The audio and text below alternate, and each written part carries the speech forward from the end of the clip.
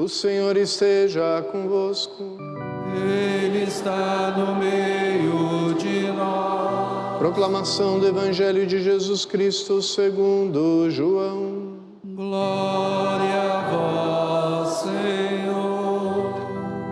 Depois que Judas saiu do cenáculo, disse Jesus: Agora foi glorificado o Filho do Homem, e Deus foi glorificado nele.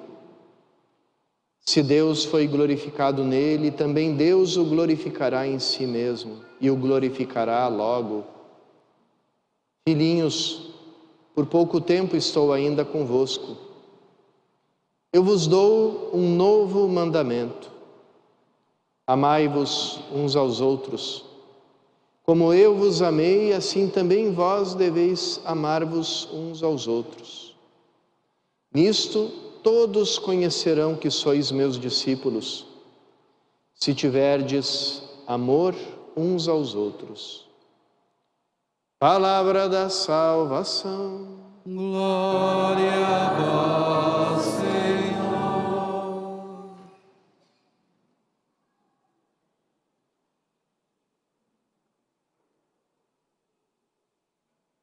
Queridos irmãos e irmãs, Jesus anuncia o seu novo mandamento nesse Evangelho que nós acabamos de escutar. Mandamento que ele chama de novo. A gente poderia fazer essa pergunta: por que Jesus fala desse mandamento como um novo mandamento, sendo que no Antigo Testamento já existia o mandamento do amor a Deus e o mandamento do amor ao próximo? De fato, quando os rabinos, os mestres da lei, perguntavam para Jesus qual o maior mandamento, ele sempre dava essa resposta: amarás ao Senhor teu Deus com todo o teu coração, com toda a tua alma, com todo o teu entendimento. Esse texto do Deuteronômio, que é a profissão de fé do povo de Israel, e juntava a esse mandamento do amor a Deus também o mandamento do amor ao próximo. Amarás ao próximo como a ti mesmo. Esse mandamento, da maneira como ele era formulado, ele tem uma diferença muito grande, a gente poderia dizer até infinita, com esse novo mandamento do amor que Jesus dá na última ceia, e a gente vai ver por que isso. Porque o mandamento do Antigo Testamento, ele ficava naquele horizonte humano, que parte desse cuidado, desse desejo de sobrevivência que todo ser humano tem, que todo ser vivo tem, e mais ainda o ser humano que tem consciência da sua mortalidade.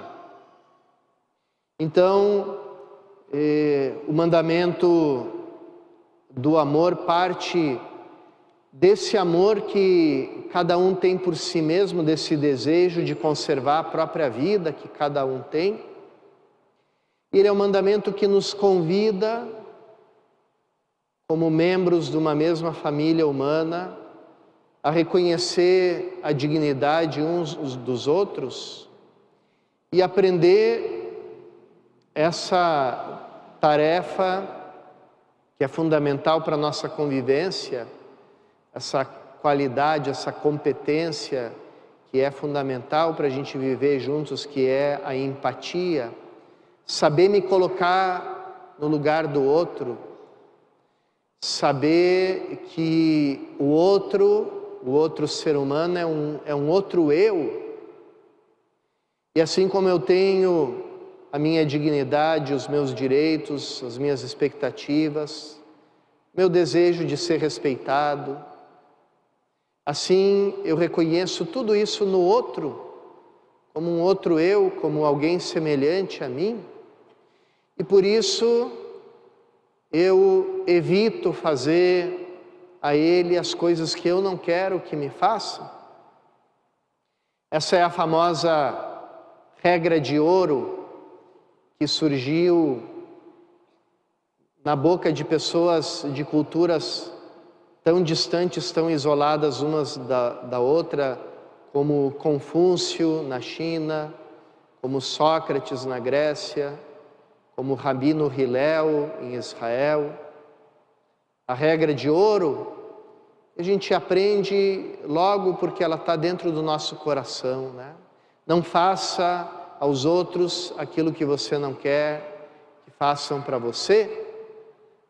É o princípio básico da nossa convivência.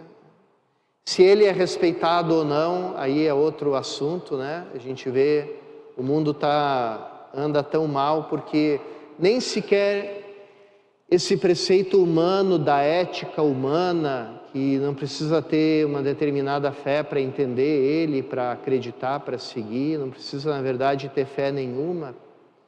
Apenas você ser uma pessoa decente, uma pessoa ética, uma pessoa autêntica, né, para viver.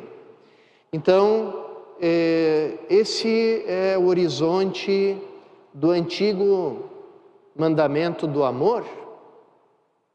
E aqui, esse mandamento do amor, da maneira como Jesus formula ele na última ceia, ele tem uma diferença, que a gente pode dizer, infinita com relação à antiga fórmula, porque Jesus fala do seu amor, como eu vos amei. Então, aqui ele está falando do amor divino, do amor que existe desde toda a eternidade. Já não está mais falando apenas de um horizonte humano do amor, mas está falando do horizonte infinito do amor eterno de Deus. Esse amor que existe desde toda a eternidade e que ele é feito de doação, de entrega de si mesmo. O Pai ama o Filho e entrega tudo ao Filho, entrega tudo que ele é, tudo que ele tem ao Filho. Essa entrega de tudo constitui o Filho. O Filho, imagem perfeita do Pai, ama o Pai com amor infinito e entrega a si mesmo, e entrega tudo que ele é, tudo que ele tem ao Pai. E esse amor de doação, de entrega infinita entre o Pai e o Filho, constitui a pessoa misteriosa do Espírito Santo, pessoa dom, pessoa amor na Santíssima Trindade, como São João Paulo II gostava de definir assim o Espírito Santo, pessoa dom, pessoa amor. Então, quando o Filho eterno do Pai se encarna, assume a nossa natureza humana, como é que ele vai viver a nossa vida humana? Ele vai viver ela do mesmo jeito que ele vive como Filho eterno do Pai desde toda a eternidade, quer dizer, num ato de entrega, de doação. Esse ato de entrega e de doação que é dedicado ao Pai, é entregue ao Pai como filho obediente ao Pai, mas que se manifesta na entrega e na doação total dele a nós. Porque Cristo se entrega a nós sem medida, sem limite, ele se entrega, se dá inteiramente a nós. E esse é aquele mistério que vai se manifestar na última ceia de tantas maneiras.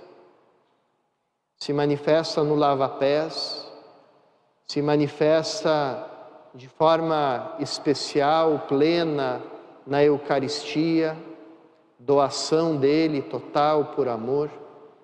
vai se manifestar no dia seguinte, na cruz, onde Ele vai consumar a sua oferta por nós. Essa oferta que por causa não de Deus, não do Pai, mas por causa do nosso pecado, ela é revestida de dor. O sacrifício, ou seja, a doação, a oferta do Filho a nós, por causa do nosso pecado, se reveste da dor provocada pela nossa rejeição a Ele.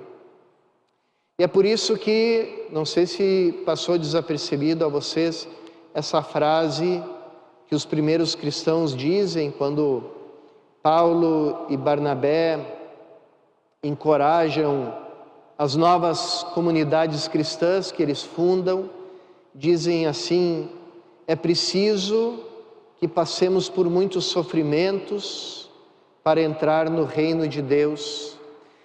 No mundo assinalado pelo pecado, pela revolta contra Deus, pelo desejo de autossuficiência do ser humano, a doação, a entrega, o amor se reveste com as vestes da cruz.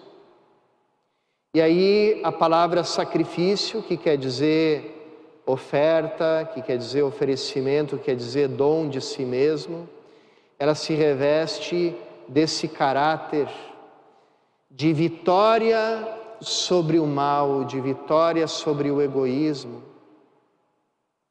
de vitória sobre todos os obstáculos que os homens colocaram a esse amor infinito que o Pai manifesta no seu Filho, no dom do seu Filho. E é isso, irmãos e irmãs, que a gente celebra em cada missa, em cada Eucaristia. Esse dom, essa oferta que o Filho faz no altar e nós junto com Ele, como seu corpo, por Cristo, com Cristo, em Cristo, nos oferecemos totalmente ao Pai. E essa oferta que Ele faz a nós, na forma da comunhão eucarística, onde Ele se entrega inteiramente a nós para sermos um só corpo com Ele, um só com Ele, no mesmo corpo, no mesmo Espírito, no Espírito Santo.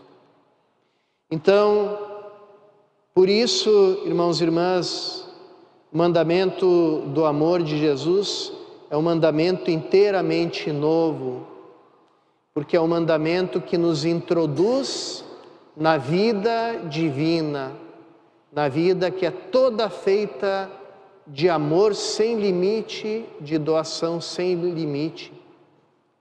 É interessante que Jesus anuncia pela primeira vez o seu mandamento no momento em que Judas sai da última ceia, abandona o ambiente da última ceia, e Jesus começa a falar da sua glorificação, porque a partir daquele momento, daquela traição de Judas, começa o momento da glorificação do Filho.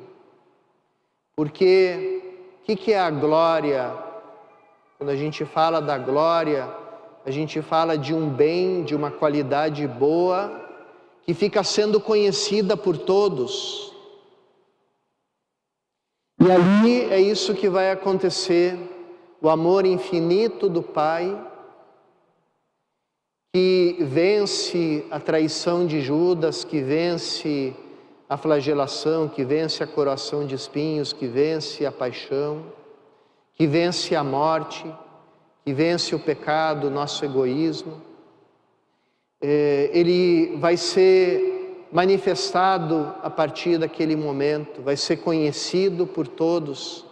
O amor que não tem limite, o amor que não tem fim, vai ficar para sempre diante dos nossos olhos, na imagem do Cristo crucificado e no dom misterioso da Eucaristia que nós recebemos e que nos torna novas criaturas capazes de amar sem limite. É justamente esse amor sem limite que vai ser o nosso distintivo, o nosso uniforme de cristãos. nossa roupa que nos distingue é o nosso amor sem medidas. Houve uma época no Vietnã que o governo ateu proibiu de ser mencionado o nome de cristãos e o nome de Cristo. Então ninguém mais podia dizer esse nome, repetir esse nome sob pena de prisão, de morte. E o nome de cristãos foi sendo esquecido, mas a comunidade cristã continuou existindo. Tem coisas muito bonitas sobre ela, como que eles rasgaram a Bíblia, e em cada folha deram uma folha da Bíblia para cada um decorar, e a comunidade cristã sabia de cor a Bíblia inteira, sem precisar do livro. E quando se reuniam para proclamar a palavra de Deus, todos eles proclamavam juntos a palavra. Essa comunidade que resistiu, escondida, perseguida, que nome os outros davam para eles? Os vietnamitas inventaram outro nome para os cristãos, por não poderem dizer o nome de Cristo, por não saberem dizer o nome de cristãos. Chamaram aquele povo cristão de aquele povo que se ama, aqueles que se amam. Essa é a nossa identidade, irmãos e irmãs. Esse é o nosso ser mais profundo. Esse é o nosso ser que manifesta e glorifica o amor de Cristo que foi derramado em nós pelo Espírito Santo que nos foi dado. Que nessa Eucaristia, irmãos e irmãs, a gente experimente cada vez mais a força dessa doação, desse amor sem limite, que nos transforma e nos dá também a capacidade de sermos criaturas novas, de um mundo novo, do novo céu, da nova terra, onde o amor não tem mais limite nenhum.